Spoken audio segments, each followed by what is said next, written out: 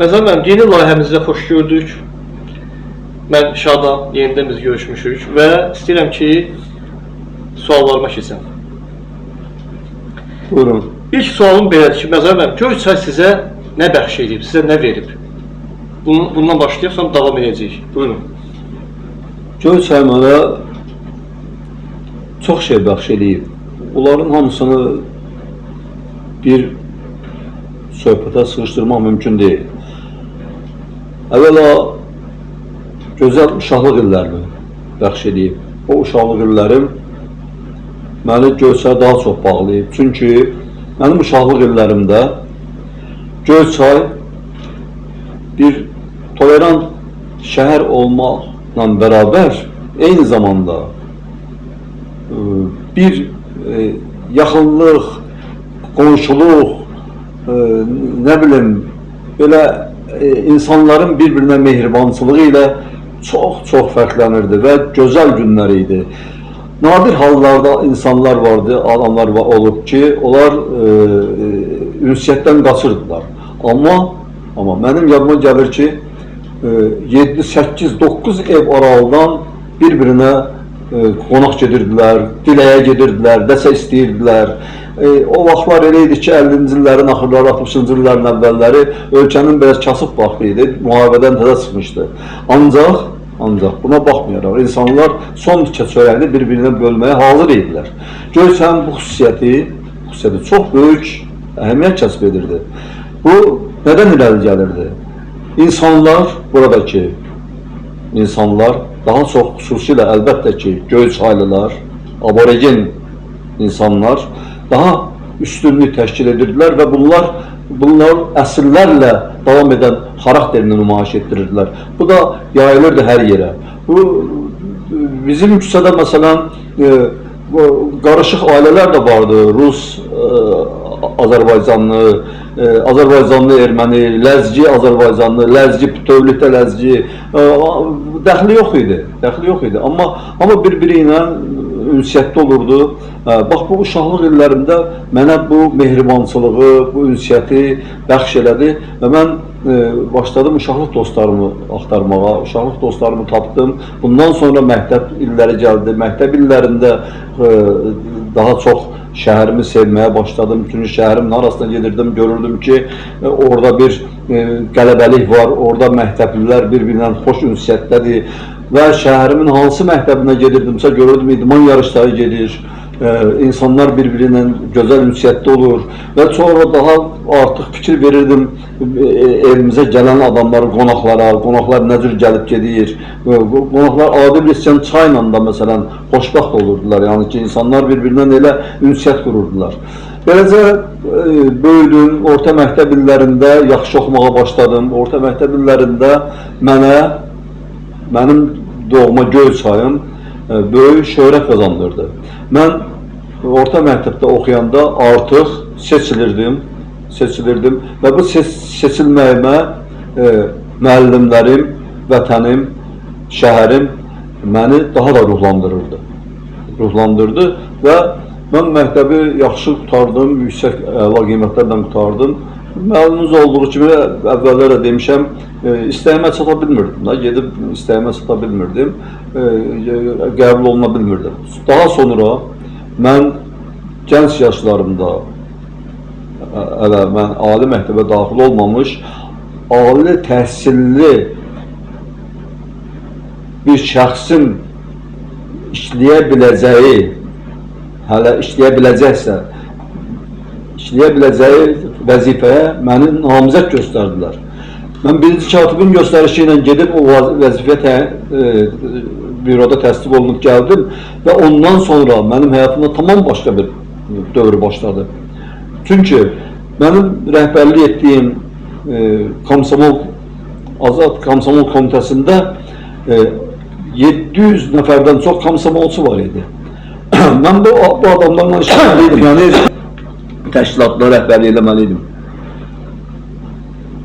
O vaxtlar bir də gördüm ki, şəhərim məni sevir. Bəlkə də mənə elə gəlirdi. Mən şəhərə çıxırdım, işdən sonra çıxırdım, görürdüm ki, şəhərdə Məsələn, rast gələn adamlar məndən salamlaşır, edir. Amma mənim tartışlarım o qədər də sayılmırdılar. Salamlaşırlar, ondan sonra məni harasa dəvət edirlər, xoş ünsiyyət bağlayırlar. Sonra mən bir də belə baxırdım ki, şəhər mənə gülümsüyür, mənə elə gəlirdi. Şəhər mənə gülümsüyür. Bu, bəlkə də mənim o əvvəldən xarakterimdə olan müəyyən qədər poetik duyğularla bağlı olubdur. Çünki mən şeir də yazmışam, müəyyən qədər şeirlərim də var, hətta mənə şair də demək istəyiblər, mən qoymamışam şair deyilməklə. Bu, belə şəhərimi belə çox sevdim. Adamları ilə, ağacları ilə, küçələri ilə, tinləri ilə, buzağı ilə, hər şeyi ilə sevdim şəhərimi. Bəzən gecələr çıxıb şəhərimi tək-tənha gəzirdim, xoşuma gəlirdi. Şəhərimin düz küçələri, dolğun küçələri. Ondan sonra mən başa düşdüm ki, mənim şəhərimə hətta başqa rayonlardan gəlib gəzməyə gələnlər olur. O hələ o dövrdə. Sonra bizim şəhər axı Respublikada yeganə yerdir ki, bunu çoxları bilmir. Rayonda adətən rayon ərazisində kənd əhalisi şəhər əhalisi üstəliyir 2 dəfədən də çox. Amma Göyçay yeganə rayon olubdur ki, şəhər əhalisi kənd əhalisini üstəliyibdir. Bu özü böyük bir fakt idi. Yəni şəhər kimi əvvəlcədən də gözəl qurulmuşdu. Məlumuzdur ki, Göyçay qəza mərkəzi olubdur. Göyçay şəhəri olub və Göyçaydan başqa üstdən aşağı onlar hamısı ucar qarışıq. Zərdabın özü kənd deyilib, Göyçay Zərdab kəndi, digər kəndlər, yəni böyük yer olubdur. Və burada mənim sonradan indi yoxdur bəzi şeylər, o köhnə tikililər, köhnə xatirə yerləri ki var, mən onları çox sevdim, insanları da çox sevdim. O mənə bax bunları bəxş elədi, sevinç bəxş elədi, ruh bəxş elədi ki, mən bir Göyçaylı kimi gedib özümü təsdiq edeyim. Mən getdim və Bakıda özümü təsdiq edə bildim. Birinci növbədə ali təhsilin illərində təsdiq edə bildim. Elə o vaxtdan mən Göyçayıma əlavə qaytarıb müəyyən məsələlərdə Göyçayıma da mən sevinç bəxş eləməyə başladım. Məsələn, necə? Bax, təkcə Göyçaylı olduğuma görə məndən gəlib dostluq edirdilər. Sonradan görürdülər ki, mən tamam ayrı xarakterdəyəm, biraz da yaxınlaşırdılar. Bir də baxdım, gördüm ki, mənim ətrafımda o qədər adam var ki, Naxçıvandan, Qərbi Azərbaycandan, Borçalı elimizdən, Gürcüstandan, Respublikanın bir çox rayonlarından nə qədər dostlar olar, nə qədər insanın tanışı olar. Bir dəfə bir Bakılı dostumla, şərqşünaslıq oxuyan Bakılı bir dostumla, o əslən Göyçaylı idi, Azad adında. Onunla Bağsovetdən uz aşağı düşəndə hər rast gələn adamlardan bir-ikisi mənə salam verirdilər. Birdən dayanım dedi ki, o məzaq edir. Mən Bakılıyam, özü də burada yaşayıram, mərkəzdə yaşayıram. Mənə salam verən yoxdur, hər 3 nəfərdən biri sənə salam verir. Dedim orada, mən onu o tərəfini bilmirəm. Beləliklə Bakıda tanınmağa başladım. Sonra işimlə əlaqədar yerlərdə olanda, rayonlarda tanınmağa başladım və məni rayonlarda həmişə yüksək səviyyədə qarşıladılar. Çünki mən heç bir iddiam olmadan gedirdim rayona.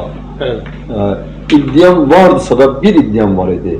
Gedib özümü yüksək səviyyədə öz adıma layiq, öz işimə layiq, öz ixtisasıma layiq işimi görürüm. Mən də gedib o işlərimi görürdüm. Adamlar məni sevirdi.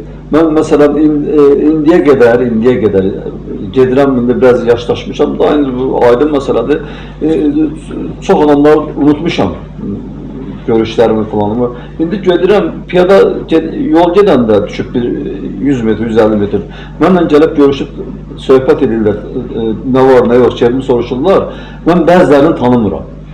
Artıq mənim yadımdan çıxdı o insanlar. Amma mən onların yadında qalmışam. Mənim yazılarım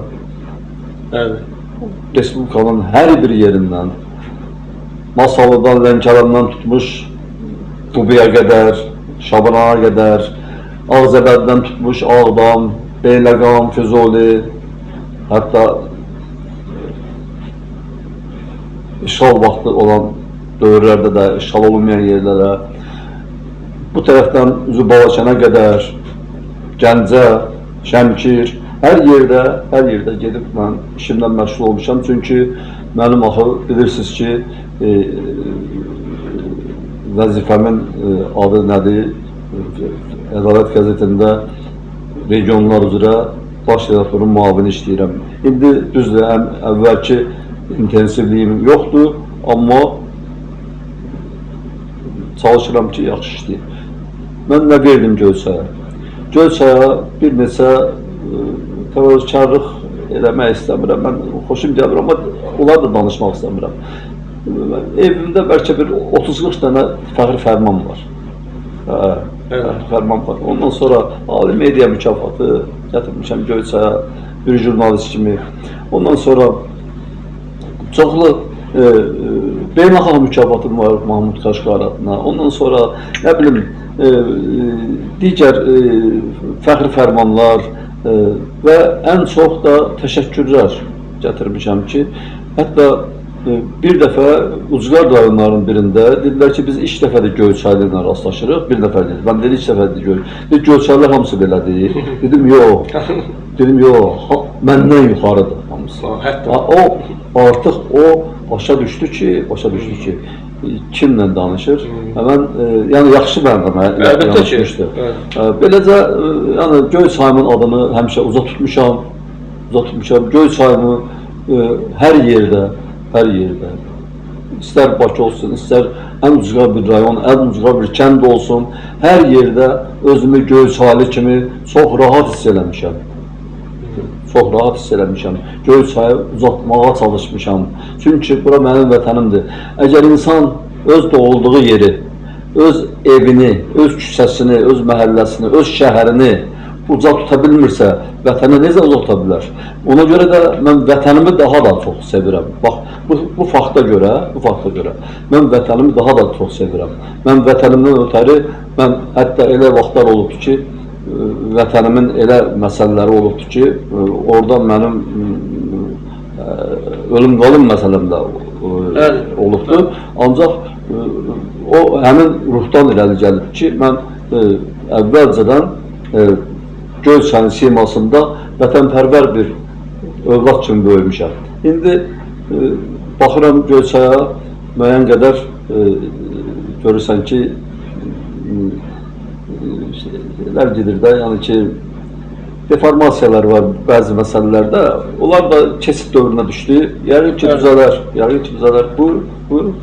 Məsələn, mən bir sual verim. Göyçay ilə bağlı hər hansısa bir yazılar və yaxud da ki, bir şeir o dövrlərdə yazmısınızmı? Göyçay haqqında, Göyçayın təbiəti haqqında, Göyçayın özü haqqında yazılar olubmu sizdə?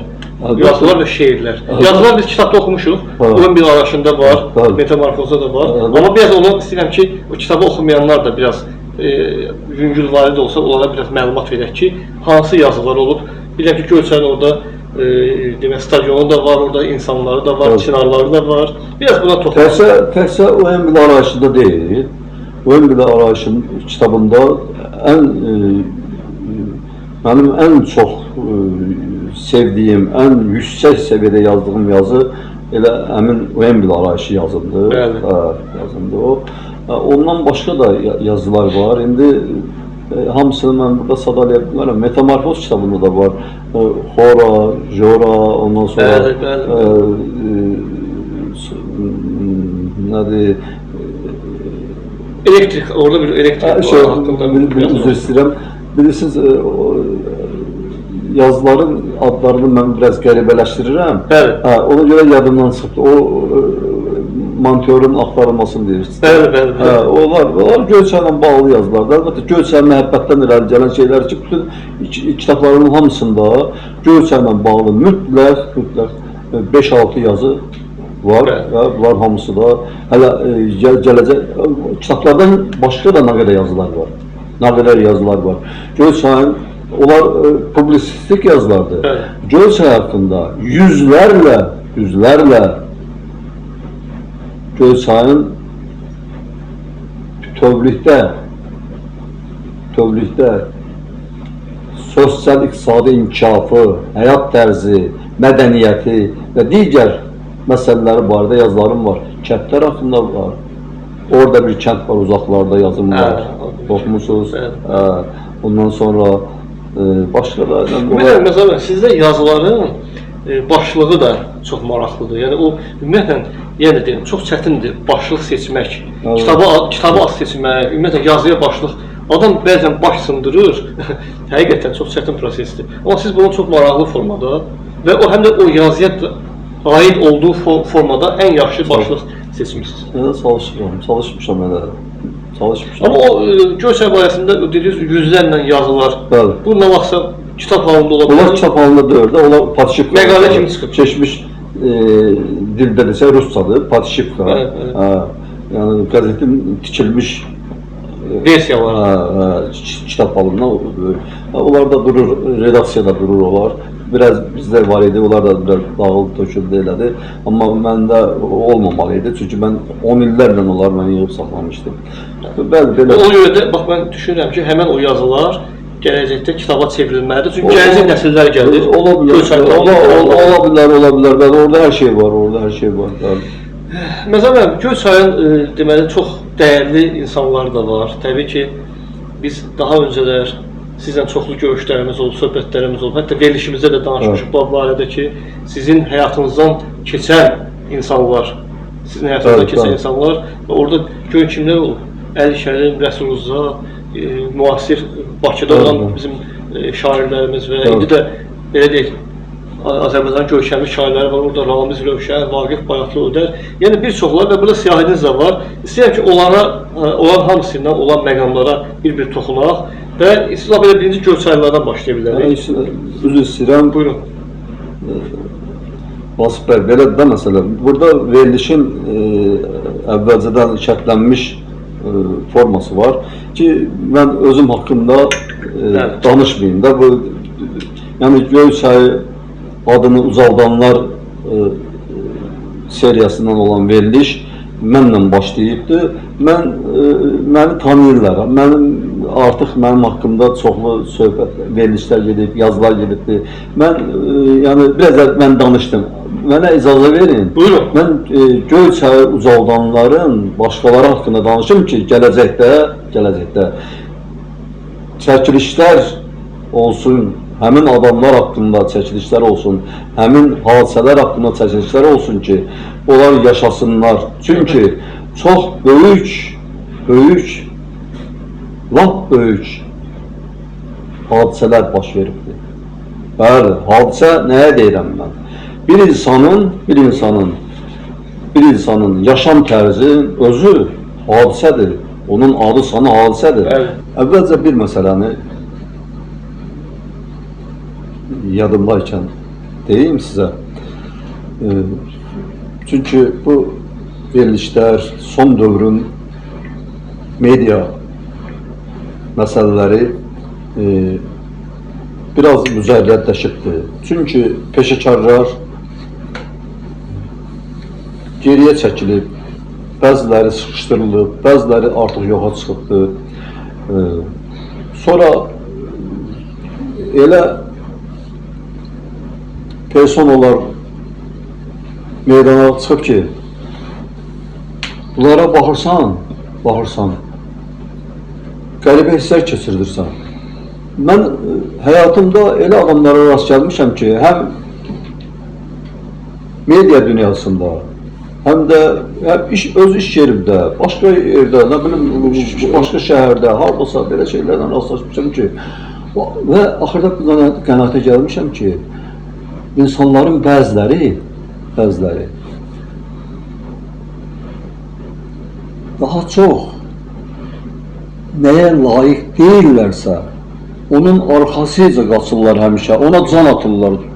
Mən belə şeyləri görüb o qədər təəccüblənirəm ki, görürəm elə bu adam buna layiq deyil, amma qaçır ondan ötəri hər şey eləyir. Özünü o da közə vurur. Gedib bir işin qulpundan yapsa daha yaxşıdır. Yazı yaza bilmirəm, deyir ki, mən hamdan yaxşı yazıram. Nə bilim, film çəkə bilmir, deyir, mən hamdan yaxşı film çəkirəm. Bəzən o adamlar mükafatlandırılır. Mükafatlandırılırlar falan, dolayı yolla. Axı bu, hər bir fərdə rəhbərlik eləmək mümkün deyil. Mümkün deyil. Mən belə şeyləri görəndən sonra bir-iki dəfə ümidsiz eləmişəm öz peşəkarlarıma, dostlarıma. Onlar deyirlər ki, neyləyək, nə cür edəyək. Elə məsələlər var ki, onu dilə gətirə bilmirəm. İnanın ki, onu mən dilə gətirə... Düzdür, yazmışam. Bir neçə, hətta bir pritsam var, tamada. Pritsam var, onu da nə vaxtsa verəcəm. Bir başqa yazım var, bir adam var, bir nəfər adam var. Öz ailəsi, öz əsli kökü haqqında elə şeylər yazır. Olmayan şeylər. Deməli, bütün dünya həsəd aparası şeylərdir. Halbuki araşdırıblar, mənim özünün kurs yoldaşı araşdırıb mənə ona elə şeylər danışıb ki, o danışanda mənim tüylərim diz-diz durdu. Nəsən? Yarıq və Bilgir ağa. Göyçayı, deməli, sevdirməyə, çöldə sevdirməyə başlayan adamlardan birincisi sizə çox qəribə gələcək. Əlbəttə, Rəsulca, böyük insan, dahi insan, o daha çox Göyçayın adını Göyçay adı onunla bağlı olubdur. O Ənvər Məmmədxanlı elə gəlib. Amma adi bir filarmoniya bağında kafe çayxananın müdürü Zülfü adında bir Göyçaylı təsəvvür edin Bakı şəhərində bir böyük dövlət məmuru qədər hörmət sahibi idi. Onun aça bilmədiyi qapı yox idi. O bütün Göyçaylılar və onu tanıyan adamlar, o çayxanaya gələn adamlar, o çay paylamırdı, oranın müdürü idi, onun işçiləri var idi. O gələn adamlarla otururdu, dururdu, ola bilsə kimlər gəlirdi? Ola gəlirdi filarmoniyanın rəhbərliyi, nə bilim, rəhbərliyi, nə bilim, mərkəzi komitədən, oradan qəribə yer idi, filarmoniya, xalq artistləri, sonra İçəri şəhərin seçmə adamları. Mən dəfələrlə televiziyanın baş rejissoru Vasif Babayevlə dəfələrlə orada oturmuşam. Vasif Babayev. O İçəri şəhərdən idi. Yəni, öyle adamlar gəlirdilər ki, düzdür İçəri şəhərin də uşaqları gəlirdilər ora, amma oradan bu tərəfə çox keçmirdilər, ora qədər gəlirdilər. Onların çünki həyat tərzi tamam başqa cür idi axı. İçərilərində amma Vasif kimi insanlar da olubdur əlbəttə. Mən, bax, həmin o Zülfü, sonra Göyçaydan axın başladı Bakı şəhərinə. Baba Cəbrayılov Bakıda Göyçayın adını ucaltdı. Yəni bunlar, bu iki getdi, o biraz şey, Şılıq Nadir deyilən adam vardı, o da getdi bir ticarətçilər idilər bunlar. Sonra Göyçayda məşhur ticarətçilər var idi, Ata və Mütalib. Bunlar ya qardaş idilər, ya əmoğlu idilər. Onlar getdilər, monometin altındakı yeri götürdülər, bütün Bakı ora axırdı. Bir də görürdüm, mən oradan universitetdən çıxıb belə aşağı düşəndə gördüm ki, neftçi komandası gəldi, komanda bütövlükdə girirdi ora. Girirdi, oradan alver edirdilər. Çünki nəyə görə? Bunlar böyük ticarətlə məşğul idilər. Yəni bu ticarət sahəsində də güclü idilər. Sonra elm sahəsində də, elm adamları da güclü idi. Ancaq bəziləri onların Göyçaya qənət sərmir. Göyçayı, məsələn, bunu da etiraz var. Bunu da demək lazımdır. Amma Məmməd Quliyev bəstəkar Göyçayın adını ucaldırdı. Göyçaylı bəstəkar.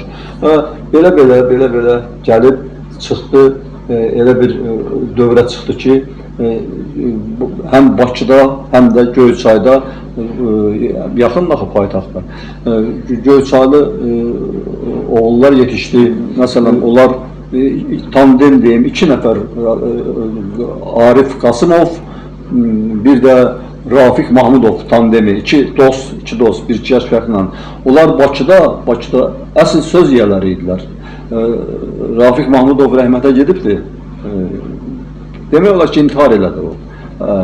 Qasımov Arif sağdır, 85 təxminən yaş olar indi. Onlar Bakıda söz yazıydılar. Hər ikisi. Onların dediyi sözün dalı qabağı yox idi. Onlar elə Göyçaylı idilər. Onlar Göyçaylı kimi bütün yerlərdə, hər yerdə hörmət izzətləri var idi. Mən gözümlə görmüşəm. Mən onların 10 yaş kiçik olardan, onlar məni özlərindən bəzən aparırdılar məclislərə yerə. Onlar, ondan sonra Teyyub Cabbarov var idi, indi rəhmətə gedibdi. O, Bakıda Göyçayın adını ucaldan olanlardan biri olubdur. Etiraf etmək lazımdır. Məsələn, hansı sənət, yəni sənəti nə olub? O hələ adicə Xalq Təsərrüfatı İnstitutunda oxuyan vaxtı, o tərəflərdə, ümumiyyətlə Bakıda kim onu görürdüsə, çox böyük ehtiramla yanaşırdılar ona. Sözün düzün, indi yoxdur həyatda, tam düzün demək lazımdır. Deməli, Bakıda yaşayan Göyçaylılar üst-üstə götürəndə o qədərə çoxluq təşkil edirlər ki, hamısının adını çəkib bir söyləmək də mümkündür. Çünki dediklərim adamlar haqqında məlumatlar toplasanız, görəsiniz ki, onlar nə boyda işlər görüblər. Göyçaylılara əl tutublar, kasıb adamlar gələndə onlara yerzad düzəldiblər, eləyiblər, işəzadlar falan, hamısına köməklik göstəriblər. Göyçayın özündə də Göyçayın adını başqa ucaldan adamlar olubdur. Məsələn, mən uşaqlıq illərimə düşür, Göyçayın internat məktəbinin tikilməsi və istifadəyə verilməsi. Onda oranın ilk direktoru Tahir Fərzəliyev adında bir müəllim oldu. Tahir Fərzəliyev az müddət ərzində həmin internat məktəbini Respublika səviyyəsində ən yüksək mərtəbəyə qaldırdı və Tahir Fərzəliyevə görün nə deyirdilər, adına nə deyirdilər? Azərbaycanın Makarenkosu. Təsəvvür edirsinizmi? Görün, adi bir rayonun adi bir müəllimi hansı səviyyədə iş qura bilmişdi? Tahir Fərzəliyev, ondan sonra Əfrasiyat müəllim olub. Göyçaylı adını ucalara qaldıran Şaban Mahmudov olubdur. Avtobaza rəis olubdur, ancaq harada bir çətin iş olursa Sovet dövründə, harada çətin bir iş olursa kolxozlarda tez onu göndərirlər təhkimçi həmin kolxoza, kolxozu dirçəldirdi, eləyirdi birinci yerdə. Yəni, belə fərasətli adamlar olublar. Sonra Göyçaylı Arif Məmmədov, professor, filologiya elmləri doktoru, professor Arif Məmmədov. O Arif Məmmədov deməli, əvvəlcə oxuyan olubdur, onun səsi batıbdır vaxtından əvvəl. Təsəvvür elə, o İranda, İran şahının huzurunda orada o oxuyubdur, oxumuş adam uşaq vaxtı aparıblar orada. Sonra gələn səsi batmışdı onun, eşitdiyim şeyləri danışıram mən.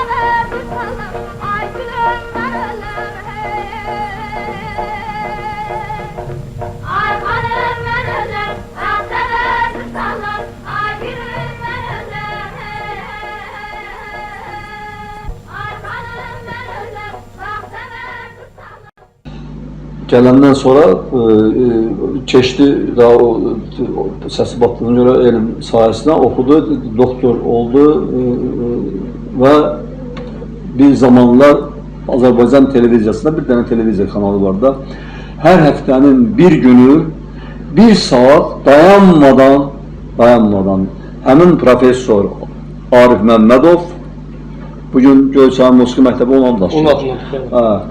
Orada da mənim rolum olubdur, mən çox yazdım, müəyyən şeylər elədim, qaldırdım, qızı ilə görüşüb, onları araşdırdım, elədim.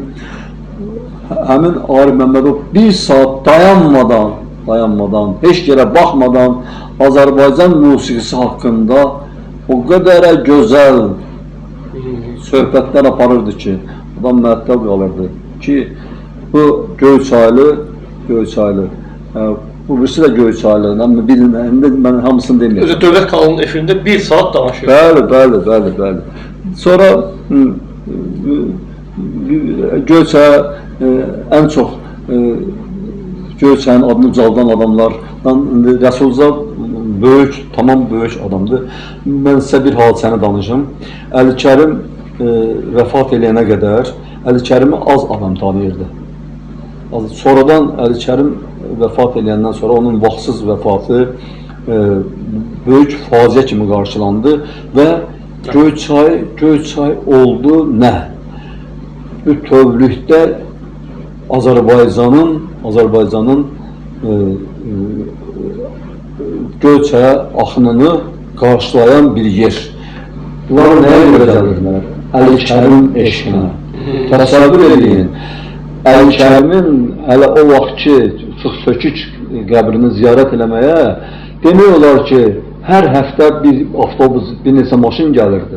Dəfələrlə elə olub ki, onları mən qarşılamışam, onlarla mən görüşmüşəm, onlarla mən Göyçayda olanda da təbii ki, bir 8 il, 10 il o Əli Kərim Poezik Klubundan savayı mən gələn adamlardan danışıram. 8 il, 10 il davam elədi bu, Əli Kərim bunu davam elədi Respublikada. Nələr oldu, nələr keçdi. Bax, Göyçayın adı Əli Kərimlə bağlı daha da ucaldı.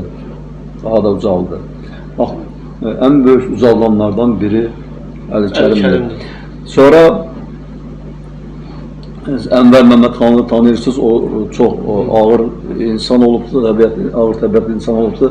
O da Göyçayı çox böyük uzaqlara qaldırıbdır.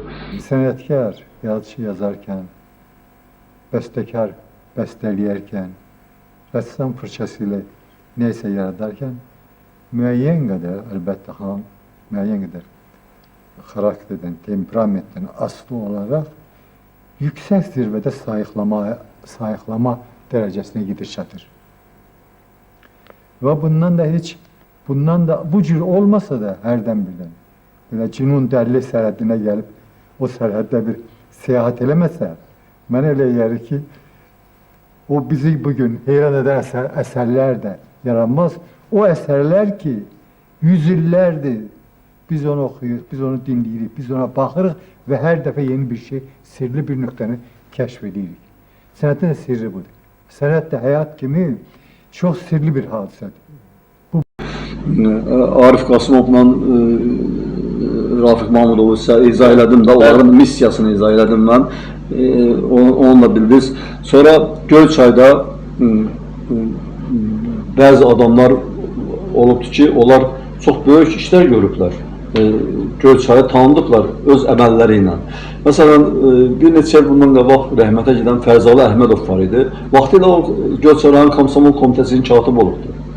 Rayon partiya komitəsində işləyib, sonra digər vəzifələrdə işləyibdi. O 90 yaş keçəndə başladı gileylənməyə ki, mənim bu qədər titullarım, adım, sanım ola mənə nəsə də bir umacağı varmış, ona eləmədilər. Mən çox təəssüf keçirtdim. Heç o qədər də yaxşı işləməyən, o qədər də Göyçayın adını ucalda bilməyən komsomol işçiləri olubdur ki, onları ensiklopediyaya saldılar. Rövşən Məmmədov kimi adamı ensiklopediyaya salmadılar. Halbuki Rövşən Məmmədov həyatda yoxdur. Keçən bir rəhbətə getdi. Rövşən Məmmədovu bütün Azərbaycanda tanıyırdılar. Göyçayın komsomolunun birinci katibi kimi. Onun adı yoxdur. Rövşən Məmmədovu da unutmaq istədilər. Görün, kimi unutmaq istəyiblər indi, dalican deyim. Məsələn, ən çox Göyçayı ucaldanlardan biri də Qalib Əfəndi. Mən Qalib Əfəndi deyirəm, Qalib Məmmədovdur. Şahmat məktəbinin ilk direktoru. Bəli, tanıyıram. Qalib Əfəndinin dövründə həmin Göyçay məktəbləri əvvəlcə Respublika birinciliklərində, sonra SSR birinciliyində, sonra Avropa birinciliyində, hətta dünya birinciliklərində iştirak edib yer tutan uşaqlar olubdur. Təsəvvür edin, indi bu günlərim orada işləyən Fənara Babayeva var. O Avropa çempionatında mən bilən bürüz medal almışdı qızlar arasında. O gün orada işləyir? Hə, orada işləyir, bəli. Deməli, bu adam, belə bir adamın adı heç yerdə yoxdur. Bu mənə biraz ağır gəlir. Çünki o adı ucaldanlara, o can qoyubdur. Vətənini sevən idi. Rus qoşunları Bakıya girəndə Göyçay müdafiəsini qurmağa çalışırdı. O boyda tankların qabağına ov tüfəngi ilə çıxmışdı. Yəni ona, heç olmasa ona qədər cəmaatı ayırdırdı ki, bəli, böyük şey olmasın. Bir də onun çox qəribə bir tipajı var, yəni iki yapası var. Bəli, belə bir adamı da unudulub, amma Göyçayın adını ucaldan insanlardan biridir ki, Göyçayın adı gedib paralara çıxdı. Sonra Göyçayın bu gündə gəlməmişdən qabaq bir-iki insanlar da var. Məsələn, mən bir nəfərin adını xüsusi vurğulamaq istəyirəm ki, Oktay Zeynalov olubdur Göyçayda. Deməli, orta məktəbi bitirdikdən sonra gedib Dövlət Universitetinin jurnalistika fakültəsina daxil olub. O vaxt jurnalistika fakültəsini bitirən ən yaxşı tələbələri rayonlara göndərirlər ki, rayon qəzetlərinin hissəsində. Onu Tovuza göndərirlər, orada işləyirlər. Oradan sonra gəlir, tutarır öz vaxtı, gəlir Göyçay. Göyçayda olur Komsomolun birinci katibi. Komsomolun birinci katibliyindən göndərirlər Ali Partiya məktəbinə. Ali Partiya məktəbindən gəlir Göyçay rayon icra hakimi, Göyçay rayon partiya komitəsinə, Göyçay rayon partiya komitəsinə, təbliğat təşkilat şöbəsinə müdir. Oradan bir müddət işləyəndən sonra qoyurlar ikinci katib. İkinci katib işləyən vaxtı, ən yaxşı vaxtlarında çox gözəl işləyir, yüksək səviyyədə işləyir. İşləyən vaxtlarında bu adam Göyçay qəzetində bir səhv olur, bir məsələ olur Göyçay qəzetində. O səhvi mafiya yaranır, qruplaşdırıb yıxırlar Oktay Zeynalov. Nə qədər edir Oktay Zeynalov? O tələbdən çıxa bilmir. Oktay Zeynalovu vəzifədən azad edirlər, partiya sıralarından azad edirlər. Bu gedir, bu adam gedir, kolxozda, heyvandarlıq üzrə, Bolqaristan kolxozunda mavil işləyir. Oradan partiya bərpa olur, yavaş-yavaş sonra qadir redaksiya, sonra gəldi redaktor oldu, sonra rəhmətə getdi. Amma, bu insan Göyçayı ucaldanların biri oldu ki, həmin ona qurğu quran adamları o qaydandan sonra düşüb məhv edərdi, onlar rüsva edərdi. Göyçayın adına görə onlara heç nə eləmir. Böyük adam. Bəli, böyük adam. Bundan başqa. Gör kimlər olub? Bəli. Göyçayda, məsələn, o Ağa Hüseynovu tanıyırdı. Ağa Hüseynov. Bəli. Ağa Hüseynov çox dediksən, unikal bir insan olubdur. Baxmayaraq ki, inşaat mühəndisi idi, ancaq Azərbaycan ədəbiyyatını, Rus ədəbiyyatını, dünya ədəbiyyatını, bəlkə də ədəbiyyatşünaslarının bəzilərindən yaxşı bilirdi. Mən həqiqəti deyirəm. Çünki onunla 3-4 yaş fərqimiz olsa da, o bəzən söhbətlərimiz olurdu. Biz onunla çox yerlərdə olmuşuq. Sonra, deməli, mədəniyyət sahəsində bir neçə nəfər adam olubdur. Bunlardan ikisinin adını çəkmək istəyirəm. Biri Ata Şərifovdur ki, sağ-salamatdır, durur və yaxşı da özünü təsdiq elədi, amma heç bir aczad almadı. Ancaq onun Göyçayda toylara gətirdiyi əlavə müğənnilər, toy danışanda yanına müğənni gətirdiyi, 20 manata gətirdiyi müğənni indi xalq artisidir. Neçə illərdə xalq artisidir. Ona ad verilmədi. Bu belə. Amma ucaqdı Göyçay. Hər yerdə ona ad çəkilir.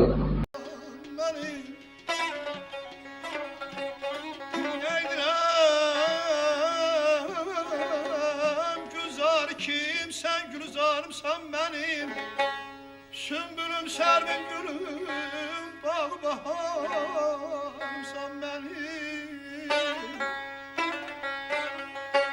Dost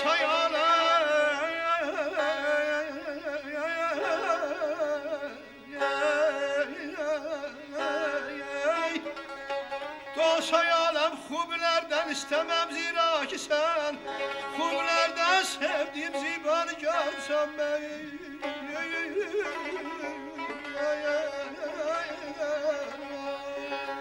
Bir de Göyçayda çok uğursuz taleyi olan bir xanəndə olubdu. Ağa Səlim Səlimov. Familiyasını ola bilsin, soyadı ola bilsin, düz demirəm. Evet. Ağa Səlim Səlimov. Ağa Səlim Səlimovu mesela mən çoxdandan istəyirəm ki, kimlərsə düşsün ortalığa, onu qaldırsınlar, onun konsertlərində, mən onun konsertlərində olmuşam falan. O müqayisə oluna bilərdi o dövrdə, öz dövründə Süleyman Abdullayevlə, Teymur Mustafayevlə, bunlarla müqayisə oluna bilərdi. Qismən də Sabir Mirzəyevlə. Əslində onların səs tembri yox, üslubları, oxumaq üslubları üst-üstə düşürdü. Çağırgahı Ağa Səlimov kimi oxuyan Respublikada çox az adam ola bilərdi. Belə başdan ayağa o yüksəklikdə, o tempdə, o düzgünlükdə, o səliqə səhmanda oxusun. Ağa Səlim Səlimov bir növ bəxtsiz adam oldu. Çox yerdə oldu, iştirak elədi, toylarda, konsertlərdə, ancaq irəli çəkilmədi. Amma onun adı durur, Göyçay durur. Onun bilmirəm övladları var, qohumları falan var. Axı onu qaldırmalılar qanundan, təqdim eləməlidirlər. Qoymamalılar Ağa Səlim unudulsun. Necə olur ki, başqalarını qoymurlar unudulmağa, amma o unudulub gedir, yavaş-yavaş gedir. Çünki mən yenə deyirəm, haqqı olmasaydı deməzdim. Ağa Səlim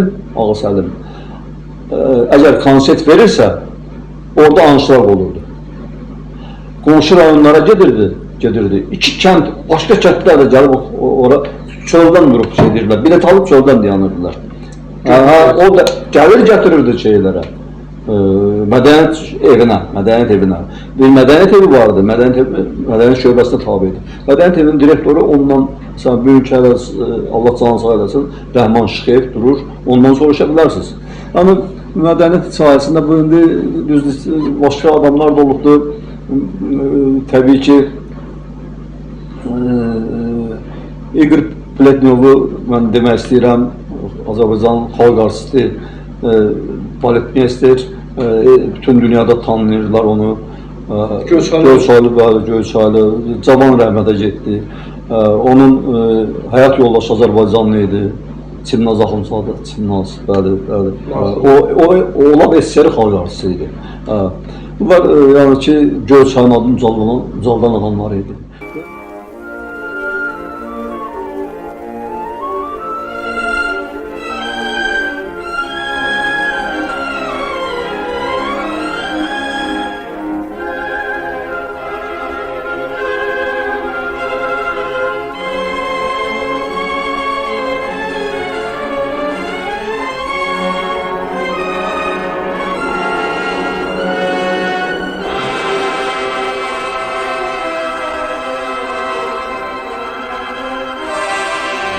Göyçayın adını ucaldan insanlardan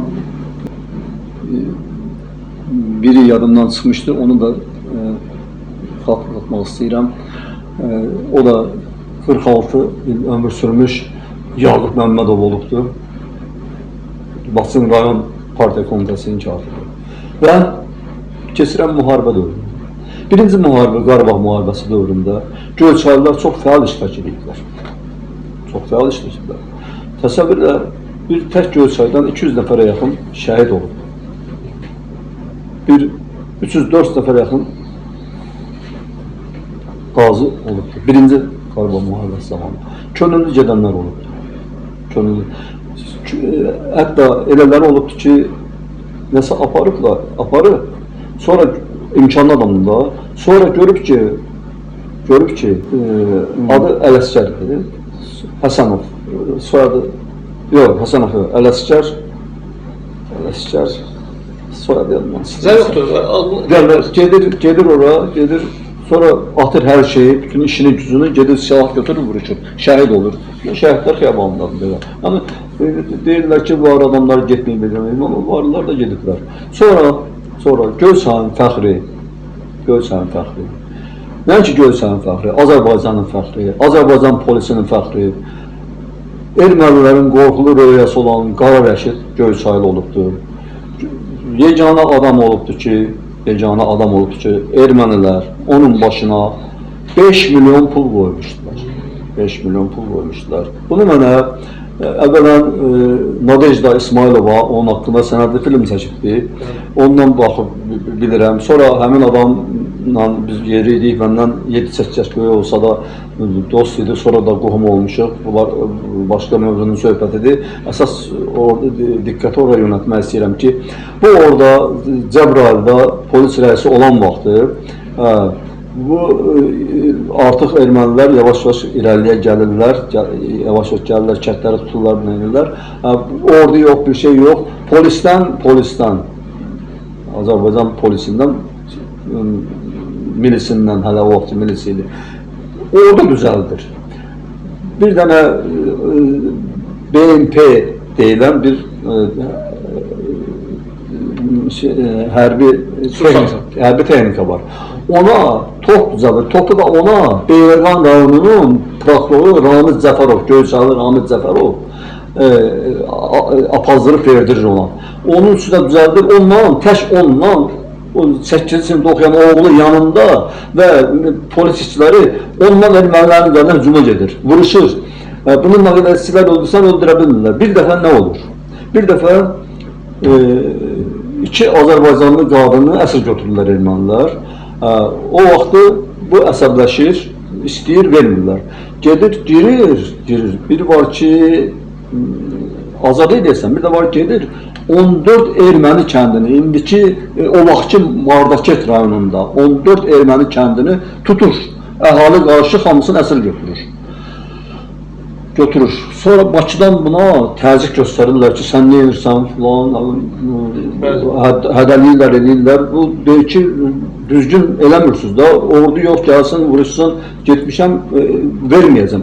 Axır buna məcbur edirlər ki, kəndi ver, qayıdır yerinə. Amma durur gedir. Mardaket rayonunun düz mərkəzinə, yanında köməkçisi ilə, gedir köməkçisi ilə. Gedir, eşidir ki, Mardaket rayonunun rəisinin adı təxminən belə olubdur, Seryoz olubdur. Axtarır bunu, deyirlər, falan yerdə yiyib içir. Gedir, çıxır ora.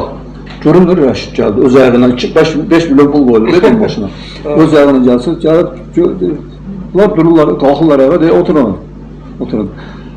Adətən 24 saat vaxt verirlər, mən sizə 3 saat vaxt verirəm. O 2 qadın, 3 saata tərəfini verilməsə, 100 erməni qızını verəcəm adamların əlinə, həmin adamların, qohumların əlinə. Rəşid, eləmi tanıyırlar da bunu, otur çörək yıfılan, deyir, sizlə mən çörək kəsmərəm. Yaxşı, arağı istəyirək, arağı içərəm. Bir istəyirəm, tinli arağı, götürür, içir. Bazısı ki, bunlar bir istəyən arağı piyan olurlar, o bir istəyən arağı içir, çıxır gedir. Orada çox işlər görür. Mən heç bir iddiası olmur, zat istəmir, amma hamısı qəhrəman deyirlər, xalq qəhrəman deyirlər. Hətta bir ara yaxınlaşır milli qəhrəman adına, o məqamda bunu İskəndər Həmidov hakimiyyətə gəlir, nazir gəlir, yazıqdır, çox əziyyət çəkib oradan götürür, güya yazıq gəlir, götürür, qoyur Lənkərana rəis. Halbuki onun müdafiənin qrupdur, yaxşı, gözəl müdafiə qrupdur Ağdamda rəis olan var. Keçirdiblər Ağdama keçirdəndən sonra bütün o ətraf rayonların rəisləri də buna tabi edir. Respublikadan gələn bütün polisləri də, hamısı gəlirlər, bu bölüşdürür. Komandandır burada, komandan. Nazir də gedir oraya, onun yanına, onunla görüşür, şəkilləri var. Belə bir adamı, götürürlər, göndərirlər oraya. Bu uzun söhbətdir, danışmaq istəmirəm. Orada işləyən vaxtı artıq Talıq Muğam Respublikasında o Əlikiram yaratmışdı, bir neçə gün idi. Gəlirlər bunu aparmağa ki, Əlikiram səni istəyir. Deyir, Əlikiram kim? Mən Əlikiram tanımıyorum, mənim dövlətim var. Əlikiram özü gəlir, deyir ki, dur gəl Cinan, mən səni tanıyıram. Sən igid adamsan, mən səni bura rəis təyin edəcəm falan deyib ki, sənə getmirəm, qummaran görürsən. Çıxacam, heç nədən qorun. Özümü də öldürəcəm, siz öldürəcəm. Çıxın cəhənnəm olun gedin. Sənin də axırın pis olacaq. Bunlar gedirlər. Bunlar gedəndən 3-4 gün sonra əmələ keçirlər, onlar tuturlar falan. Bunlar başqa söhbətdir. Sözümün canı nədir? O həlak olanda, müharibədən sonra Daxillər Nazirliyində şöbə rəisi işləyən vaxtı təsadüfi avtomobil qəzasında həlak olan vaxtı Cəbrayıl cəmaatı dağınıq yerlərdədirlər, hərəsi bir yerdə. Avtobuslarla, maşınlarla, ağlaşma ilə onların girməyi mənim indi kimi gözümün qabağındadır. Ağlaşma ilə girmişlər yaz yerinə. Onun yaz yeri Potu kəndində, öz evi orada idi. Orada ev itirmişdi. Neçənci ildə qəzaya düşüb? Bu 2001-ci ildə idi. 2001-ci ildə. 2001-ci ilin dekabr ayının 19-unda. Dəqiq, bəli. Həmin gün deməli həlak olmuşdu. Yaz bir həftə burada getdi, sonra orada Bakıda davam elədi. Nəsə bunlar, yəni belə bir adam az qala, düzdür, yazıblar, Abil Məmməd yazıbdı, başqa bir mənim iş yoldaşım yazıbdı, nə bilim, başqa qəzetlər yazıbdı, Nadejda xanım dəfələrlə gedibdi. Amma belə bir adamı, Azərbaycan polisin deyirəm, şərəfi, ləyaqəti o dövründə, o dövr üçün, belə bir adam Göyçayın özündə tanıyanlar artıq yeni nəsil tanımır. Onu tanıtmaq üçün gərək insanlar iş görsünlər, bəzi şeylər edəsinlər. Yəni bu verilişin ola bilsin, biraz təsiri olacaq. Məsələn, yaxşı danışdınız onun haqqında, mən birinci dəfə deyişdim. Görsən məclisi... Mənim kimi adam, televiziyasında olmalı. Sizin uşaqlıq vaxtınız. Məsələn, o şəkilləri zaten görsən var. Var, şəkilləri var. Məsələn, haqsızlıq var oldu, bəzi şeylər, bu açıqlanmaq istəmirəm, çünki el adamlar var ki, onların istəmirəm. Məsələn, məzarı hardadır indi onun? Məzarı şeydə, nədir, Kürdəmiş kəndində, ata yurdundadır. Onun dəfninə Daxillər Nazirinin birinci mavini, idarə rəislər, generallar gəlmişdilər, hamısı, bütün Respublikanın rəisləri hamısı gəlmişdilər, hamısı iştirak edədilər. Demək olar ki, burada 6 gün dayanmadan adamlar axın gəldilər. 7 gün. Sonra o birisi dayandı, Cuma axşamını Bakıda nazirin göstərişi ilə, nazir özü Cuma axşamı təşkil elədi. Bakıda bir yer var, Həmkarlar İttifaqının şey var, orada nədir, mərasim qalır orada. Nəsə, bu çox danışdım bu mövzuda. Yəni, belə insanlarımız, Göyçaylılarımız olubdur və bura əlbəttə ki, 2-ci Qarabağ, o 1-ci Qarabağ müharibəsi idi, onlardan bəzilərindən danışdım. Elton adında oğlan da, Ələsgəri də dedim, başqaları da var idi, bunlar qəhrəmanlıq göstərmişdilər. 2-ci Qarabağ müharibəsində də rəhmətli Vidadi, bilirsiniz, onu tanıyırsınız. Ondan sonra Babək Səmidli ki, bunu bütün şərq tanıyır artıq, şərq ölkələrdən tanıyırlar. Bunlar Göyçayın adını uzaldan adamlar olublar. Yəni döyüşlərə qalma, yəni döyüşlər mənasında. İndi sağ olsunlar, indi Göyçayın rəhbərləri, başqa rəhbərçilər, başçı, əsasən daha çox rayon icra hakimiyyətinin başçısı cənab Orxan Mürsəlov, bir də Göyçay rayon polis şöbəsinin rəisi polkovnik cənab Müqalib Abdiyev tez-tez bunlara baş çəkir, bu ailələrə baş çəkir, şəhid ailələrinə, qazi ailələrinə baş çəkir. Göyçayda bu bir ənənə şəklini alıbdır, çox yaxşı əlamətdir bu. Yəni, unudulmalı olmur, yaxşı davam edəcəkdir, amma əvvəlkilər unudulmamalıdır. Yəni, Rəşid Məmmədovun, Qara Rəşid deyirlər, Qara Rəşid qara rənginə görə demirlər, Qara buğday adam idi, Qara Rəşid, ermənilər deyirlər ona Qara Rəşid, Qara qorxu deməkdir. Qorxu Simonundur, qorxu Simonundur. Ermənilər Azərbaycan dilini bizdən yaxşı bilir, elə bizim bilmir. Onlar həmişə bizim dildə danışıqlar da. Hə, qorxu mənasında, yəni qara rəşid. Bax belə. Bizim Göyçayın adını uzaldan Feruz İsayev var. Lukoylun Moldova və Rumıniya üzrə böyücü. Ondan sonra Elvaz Əhmədov var. Həmişə Göyçayın adını uzaldıqdır. Futbolun Bəli, Göyçayın himayədar olur. Bəli, Elvaz Əhmədov var. İndinin özündə də gücü satan indi biraz xəstə kimdir. Sonra daha çox qeyd edeyim, üzr istəyirəm ki, 90-cı illər ən çətin dövrdə o futbola maliyyə ayrılır. Bəli. Hər adam elə Bəli. Sonra Elxan Yağubov var. Bəli, Bioloji təbabət baş direktoru. Masalıda və Sumqayıtda klinikaları var. Göyçayda poliklinikası var və indi böyük bir xəstəxana titirir. Bundan başqa o baş direktordur. İdarə təxminən belə bir şey. Çexiyada bir neçə ay bundan qabaq idarə etmənin nə isə bunun adı yadımdan çıxdı. İndi mən o qədər də vacib deyil ki, onu olduğu kimi sizə deyim.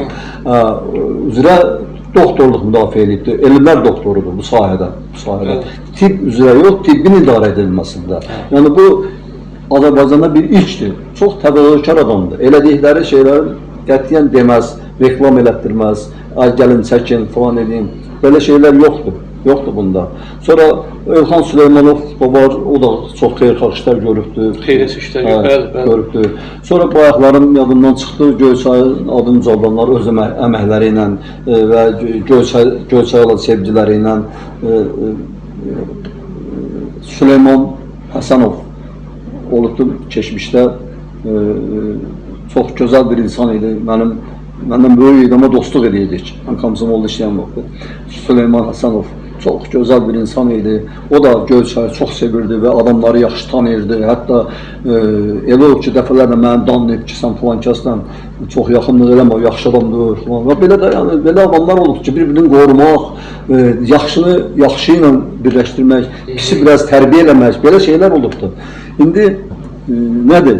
Gəlib çıxıram bir başqa bir həmyerlimizin üzərində. İndi başqalar da olacaq, o məcəl verilişin gedişində deyirik. Elçin Bilalovu çoxları tanıyır. Elçin Bilalov bu da hal-hazırda həkimdir da, Kürdəmir rayon Mərkəzi Xəstəxanasının direktorudur. O əvvəlcə Ucarda təyinatla gəlib, Ucarda həkim işləyib. Sonra gəlib Göyçaya təcili yardımda baş həkim işləyib. Həkim sonra baş həkim. Oradan gəlibdi bioloji təbabətə direktor gəlibdi poliklinikaya. Oradan gedibdi Göyçaya, apardılar Göyçaya Mərkəzi Xəstəxanasına direktor, baş həkim sonra direktor. Sonra onu müəyyən başqa işlər oldu, idarə daxili işlər oldu. O düzgün mövqe tutdu, özünü bir növ qurban verdi kollektivə. İşdən aralandı, amma sonra bildilər ki, bu adam mütəxəssisdir. Gətirdilər Kürdəmirdə vəzifəni verdilər. İndi nədir məsələ? Bugün insanın xoşbəxtliyi, Göyçaya verdiyi, məsələn, gətirdiyi hörmət, izzət. Məsələn, bugün Kürdəmirdə Elçin doktor deyəndə hamı gülümsəyir. Heç kəs onun otağına girib namid çıxmır. Hamı yüksək səviyyədə qarşılayır, yüksək səviyyədə yola salır, güc satanı eləyir. Bundan başqa ən gözəl faktlardan birini deyəcəmsə, bir həkim kimi hələ də Ucarın kətlərindən zəng edib ondan məsləhət alırlar. Xahiş edirlər, xəstəmiz var, ona bir imkanın varsa gələk gətirəsin. Bu həkim üçün böyük bir xoşbəxtlikdir. Həm də özü gözəl bir insandır. Rayonunu çox sevir, cəmaatı çox sevir, xeyir şərdən qalmır. Hava axtarırsan, filan toy deyəm, filan yaz yerin deyəm, Göyçayına, oradan işdən gələn kimi tez qaçır gedir, o şeyləri həll edir ki, birdən boşluq alır. Çünki bu Göyçaylıdır. Bu Göyçaylı xarakteri bax bu deməkdir. Yəni Göyçaylılarda, əsl Göyçaylılarda, əsl Göyçaylı ailəsində böyümüş adamlarda bu xarakter çox güclü olubdur ki, xeyirdən, şərdən qalmayıb. Şərdən qalmayıb. Çünki valideynlər də elə olubdur. Valideynlər, böyüklər belə yaratdı. Amma elə adam var ki, Göyçadan çıxıb gedib instituta qəbul olunub, oxuyub, sonra qalıb işləyib, evlənib, burada gəlib, toyalib çıxıb gedib. Bir atası öləndə gəlib, bir anası öləndə gəlib, fəsələn, Göyçaylılar başı gəlmir. O Göyçay. Yox, belə də adamlar olubdur. İndi çox deyil, təbii ki. Elçin doktor çox yaxşı ədəbiyyatı sevən, poeziyanı çox sevən. Elçin doktor çox ədəbiyyatı ona görə yaxşı bilir ki, Elçin doktor əvvəla çox səyahətçil adamdır. Dünyanın demək olar ki, yaxşını gəzibdir. Onu çox adam bilmir, gəzibdir. Boş vaxt olanlar gedib gəzib işləyən vaxtlarda ofisə çıxan kimi gedib kruzlərə gedibdir falan. Yəni bu adam sevib bu şeyləri. Həm də onun çox gözəl bir necə deyirlər duruşu var. O duruşda bir təbəssüm var, gözəl təbəssüm var. Elçini heç vaxt qaşqabaqlı görmək mümkündür. Təbəssüm var, gülər üz var, gülər üzlü təbəssüm. O ona çox böyük hörmət qazandırır Elçinə. Çox pozitiv adamdır. Bəli. O enerji topası deyirlər, onda elə bir şey. Bəli. Onun məsələn hər yerdə hörməti var. Bu dəqiqə məsələn baxmayaraq ki,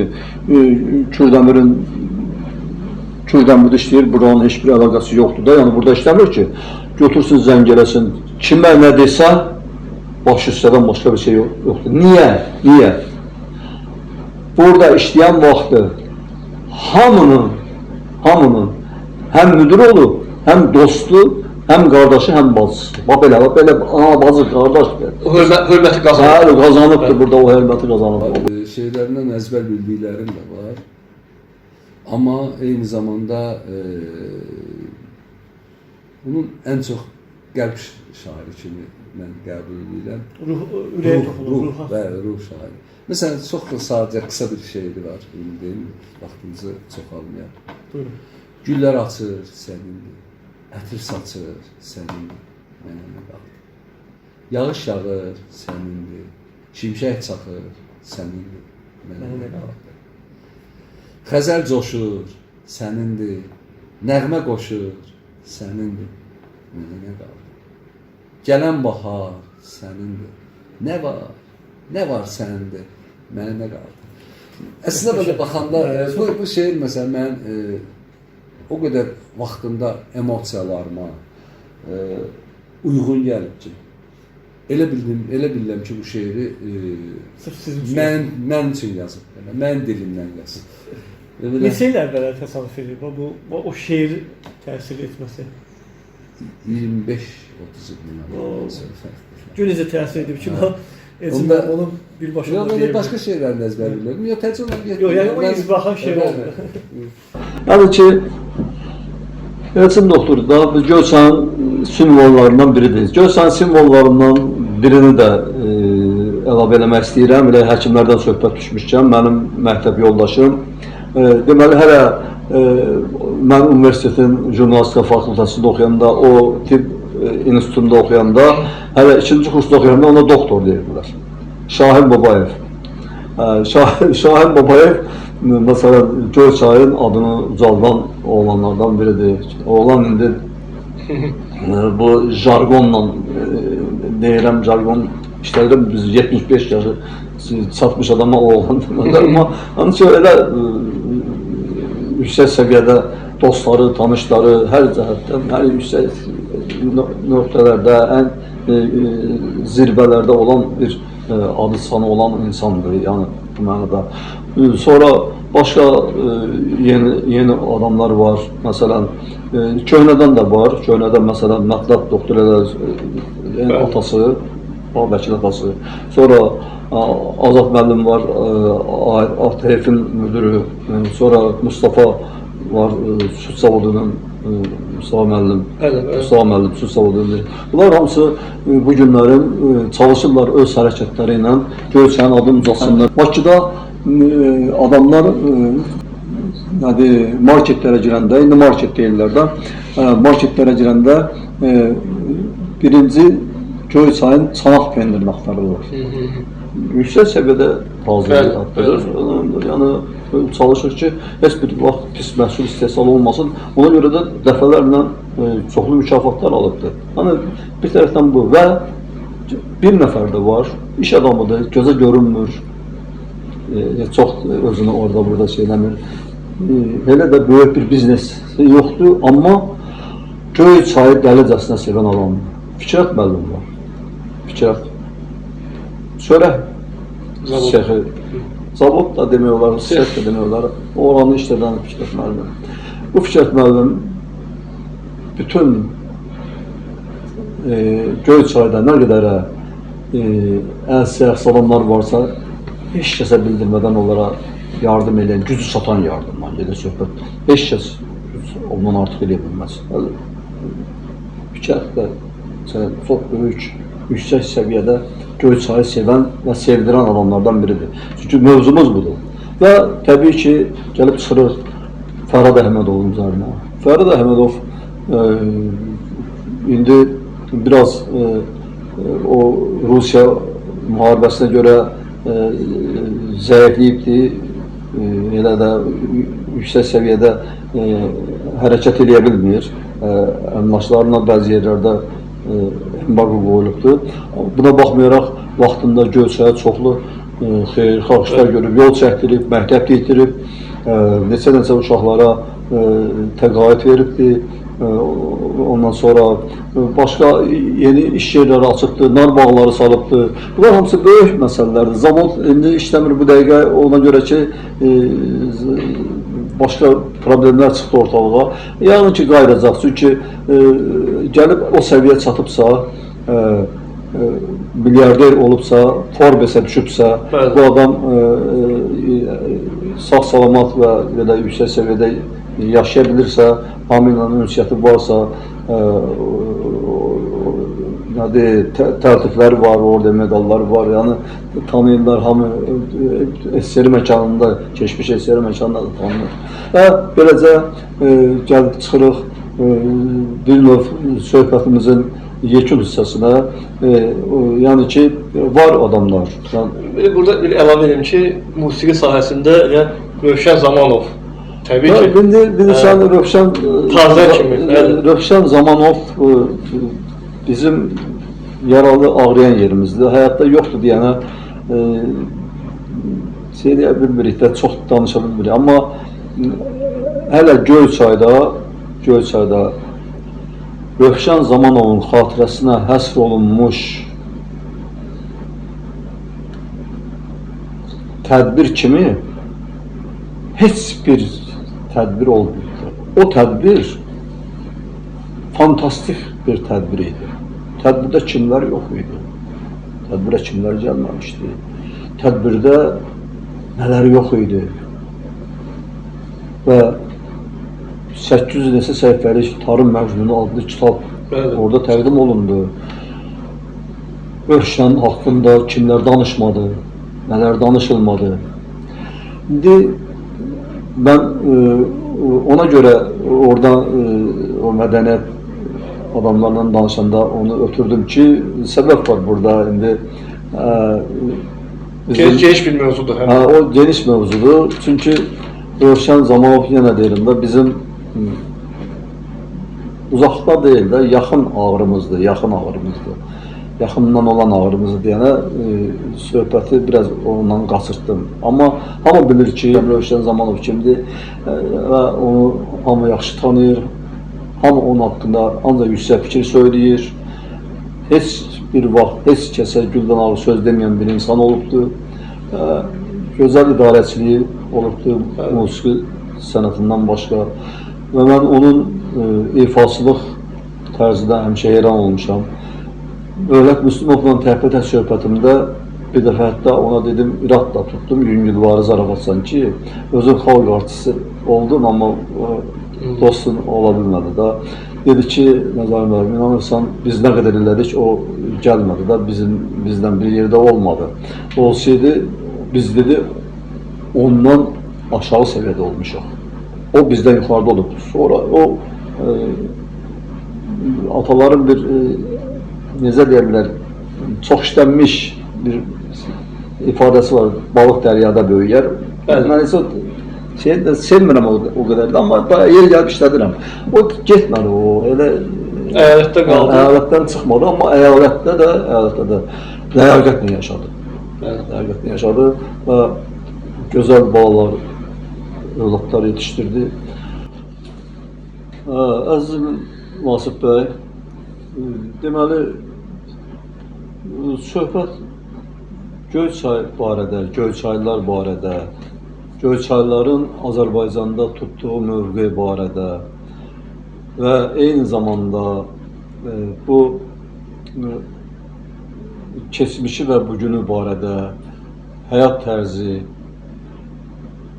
özünə məxsusluğu, koloriti barədə mən çox danışa bilərəm, çox şeylər bilirəm. Hələ mən elə şeylər var ki, onları deməmişəm. Bircəcin deyim ki, məsələn, onlarla elə ona oxşar misal deyə bilərəm. Məsələn, hamı Həsən Həsənovu çox gözəl tanıyır da, dövlət xadimi, Xaricilər Naziri, baş nazir olub. O bilirsiniz harada oxuyubdu, Göyçayda oxuyubdu. Doğrudan əmsinin evində 7-dən 8-dən oxuyubdu, qızıl medalla qutarıb gedib. Sonra Göyçaylı ilə qohum olubdu, qızını Göyçaylı Lütfüyə veribdi, Lütfünün oğluna veribdi. Bax, belə misallar var çoxlu Göyçay ilə bağlı. Göyçay çox yerlə əlaqəli bir, yəni Respublikanın ortasında yerləşməklə bərabər belə yəni çox dedikcə həm də Göyçay bilirsiniz ki, Göyçay axın da şəhərə olub da, daha çox axın. Gürcüstandan, Cənub Azərbaycandan, eyni zamanda Qərb Azərbaycandan, hətta bir müddət dağ yəhudilərinin yürüyüşü olubdu. Bir əsr bundan əvvəl 2-3 burada 2000 nəfər yaxın dağ yəhudiləri yaşayıbdı. Bunlar çox, yəni ki, Göyçay üçün xarakterik məsələlər olubdur. Üzrsən, onların içərisində Telman da var idi, AST Telman. AST Telman var, onlar o vaxt gəliblər. AST Telman. İndi mən ona görə onun adını çəkmədim ki, məsələn, Fəradın adını çəkəndə onun adını çəkə bilərdim. Fəraddan qabaq o şeylik. AST Telman 5 nömrəli məktəbdə oxuyubdu. Orada oxuyubdu. Məsələn, orada oxuyan vaxtı da pis oxumayıb, yaxşı oxuyub. Atası Mərdan 2-də, o kitab satan Mərdan olmayıb, bazarda parça satan Mərdan olubdu. Yaxşı ticarətçi olubdu, yaxşı. O gedibdi Bakıya, Bakıdan sonra Moskvaya gedibdi, yaxşı biznesin qurub, məsələ olub AST Telman. Ona görə mən o adamı, sonra da gördünüz ki, hansı vəziyyətə düşdüyünü, Yahudi lobbisi olmasaydı, o çoxdandan məhv olmuşdu, onlar xilas elədilər müəyyən qədər. Bir də Azərbaycandan ona kömək oldu. O bir dəfə də olsun Göyçaya qayıdıb gəlmədi. Göyçaylı dostları, ondan yaşıtları gedib Moskvada onu tapa bilirdilərsə, işlərini görə bilirdilər. Bir də orada Göyçaylılara biraz işsad veribdi, bazarda süpürgəsi, nə bilim, nə satan, nə biləcək. Başqa iş görməyibdi o. Göyçay üçün gəlsin, oxuduğu məktəbə baxsın, çimdiyi çayda baxsın, görsün, o çaydan tərcimibdi, o ağaçlara baxsın, görsün də boyda böyüyübdü. Bunların heç birini eləməyibdi. Göyçay nostalgisi bunda olmayıbdı. Amma Fərhad Əhmədov Göyçay gələn kimi mənlə görüşəndə birinci məndən nəyi soruşdu bilirsən? Dedi, yadıma gəlir Məmir kişinin su kökəsi. Deyir, yadıma gəlir Çayçı Bayramın limonu. Gör, çox etiraf edir Fərhad Əhmədov ki, mən uşaq vaxtı mal nobatına gedib mal güdürdüm. Bəli. Keçmişin damır. Amma AST Telman milyon verib plankası gətirdi. Bu, Fərhad pulun nəyə verib? Fərhad həmişə böyük əsərlərə, rəsm əsərlərinə. Ömründə artistə pul verməyibdi. Gətirin mən bunu oxudum burada falan. Belə şeylər eləməyibdi Fərhad. Qətiyyən. Kasıb süsbəl tutdu, amma şəkil alıbdı, bəli şəkilləri. Tabloları çox sevirmiş. Meyilli olub, fotolara, rəssamlarla dostluq edib, böyük rəssamlarla. Göyçayda bir neçə mən deyərdim ki, o zavodun qarşısındakı böyük nar abidəsi var, abidə deyək də ona. O dörd yoldaşı demirəm, üç yoldaşı oradasını deyirəm. O sürrealist bir əsərdir. Onun şeyinə dedim mən, rəssamına dedim, heykəltaraşına. Baxdı belə mənə ki, nə dediniz? Dedim sürrealist. Dedi ki, başa düşdü ki, mən bilirəm, tanıyıram da. Dedim, mən sizi tanıyıram. Dedi, necə çıxdı? Dedim, çox əla çıxdı. Mən elə bax, belə də təsəvvür edirdim ki, belə olsun. Tunçdan, yəni ki, özü də onun, necə deyirlər, Fərhadın dediyi kimi eləmişdi o. Fərhad elə düşünmüşdü. Fərhad məsələn rəssam deyir, heç nə çəkə bilmir, amma rəsmi duyur. Mən də rəsmi duyuram. İndi burada keçid edirəm bir məsələyə toxunum, ondan sonra yekunlaşdırıram. Deməli, Göyçayı 60-cı illərin sonlarında Göyçayı 3 nömrəli məktəbin şagirdlərinin rəsm əsərləri, onların bir Süzanna adında, Süzanna Əfəndiyev adında müəllimlər var idi. Onlar yüksək səviyyədə öyrədirdi onları. Yavaş-yavaş onların əvvəlcə Yuri Qaqarin adına rəssamlar pioner və məktəblər evində nümayiş olundu. Sonra Moskvada nümayiş olundu. Sonra Artikdə nümayiş olundu. Bir də eşitdik ki, bu uşaqların rəsm əsərləri New Yorkun mərkəzində Dünya Gəncləri və Sənət adlı sərgidə iştirak edir. Ora aparıblar. Orada. Təsəvvür edirsinizmi? Soyuq müharibə dövrüdür. SSR-ilə Amerika arası. Amma uşaqların əsərləri gedib orada. O uşaqların mən indi də adlarını yadımda saxlayıram. Vera Çuşkina, Xalida Bağırlı, Yevgeni Sulikov, Jorik, ondan sonra Rafik, Alla Mirzoyeva, Zigmund. Zigmund demiş yadıma düşdü. Zigmund yoxsa həyatda, Allah rəhmət eləsin. Zigmund da necə? Orta məktəbdə oxuyan vaxt o qədər gözəl oxuyurdu ki, yüksək hər yerdə yəni ki, fəal idi. Pioner komsomol fəalı. O Göyçaydan Artikə ilk gedən məktəbli olubdu, Artikə. Sonra orta 10-cu sinifdə oxuyanda, 11-ci sinifdə oxuyanda, onlar 11-ci sinifdə oxuyanda onu bizim mərkəzi komitənin xətti ilə Moskvanın mərkəzi komitəsində, yəni mərkəzi komitə oradan o xətlə Kubaya göndərilmişdi. Fidel Castro'nun ölkəsinə, ora göndərilmişdi. Yəni, belə adamlar olubdu. Onlar məsələn gedirdilər məktəbli kimi Göyçayın adını ora daşıyırdılar, Moskvaya daşıyırdılar. O zaman bəs niyə adı Zigmunddur? O Zigmund qoyubdu. Alman adıdır. Zigmund qoyub, onun adını atası qoymuşdu. Nəyinəsə əlaqələr qoyub da. Göyçədə yaşayıb. Göyçədə yaşayıb, indi rəhmətə gedibdi. Yoldaşının adı Lauradır. Həmin Joranın basını almışdı. Laura. Belə adamlar olub. Belə, yəni bu Göyçənin keçmişinə aid olan məsələlərdir və yəni demək istəyirəm ki, bunlar hamısı nəyə görə bu günlərin məhz Göyçayın adını ucaldanlar versiyası düşdü irəli. Çünki bunların mənbəyi var. Mənbə var burada. Dəxli yox idi. Millətindən asılı olmayaraq, dinindən asılı olmayaraq dəxli yox idi. Göyçay bir monolit şəkildə inkişafdaydı. Sonra müxtəlif təzyiqlər oldu. O inkişaf dayandı, sel gəldi, o yan falan gəldi. İndi şükür Allaha, Göyçay yenidən həmin keçmiş şöhrətini geri qaytarır, inkişaf etməkdə davam edir. Və mən sizə də, hörmətli tamaşaçılara da, hörmətli Göyçaylılara da hamısına uğurlar arzulayıram, can sağlığı arzulayıram. Arzulayıram ki, sizin bu verilişiniz də davamlı olsun. Artıq burada təkcə mənim yox, əlbəttə ki, başqa ziyalılarımız var, onların söhbətləri olsun və eyni zamanda bura cəlb olunsunlar Göyçayın o adını ucaldan insanlar, istər Bakıda yaşasın, istər Moskva, tapıb gətirin, Bəli. çəkin, Məqsədimiz göstərin. odur. Bu hər halda bunun ancaq xeyri var. Ancaq xeyri var bunların. Burada kimin qəlbinə toxunuldu, kimə nə deyildi ki? Burada olan hadisələr danışılır. Bilmədiyimiz adamlar haqqında məlumat əldə edirik. Burada Göyçayın adı uca tutulur. Ona görə uca tutulur ki, biz məqsədimiz olur onu. Bəli.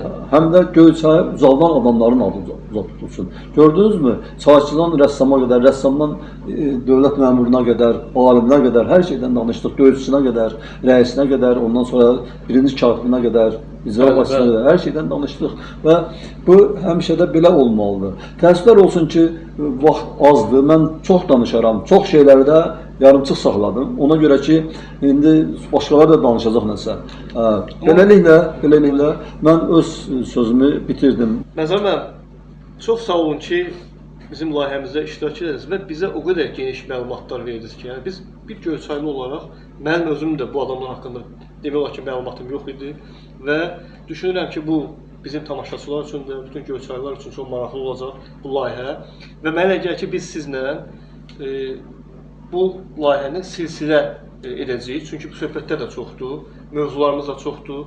Burada elə insanlar var ki, onlar haqqında geniş məlumatlar da verirlər. Sizin öz fəaliyyətiniz haqqında, kitablarınız haqqında biz ayrıca bir veriş edəcəyik inşallah. Və mənə elə gəlir ki, bu layihə həqiqətən də məqamındadır ki, yeni gələn nəsillər də tanımalıdır öz keçmişini, öz tarixini. Yəni biz biraz keçmişimizdən qopmuşuq. Tariximizdən qopmuşuq. Amma siz bu ilə bizi keçmişimizə qaytarmısınız, tariximizə qaytarmısınız və soyumuza qaytarmısınız. Ona görə də mən təşəkkürümü bildirirəm və mənə elə gəlir ki, bu layihə silsilə davam edəcək və sizlə də silsilə görüşlərimiz olacaq mütləq şəkildə.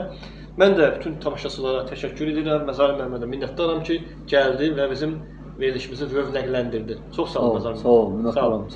Sağ ol.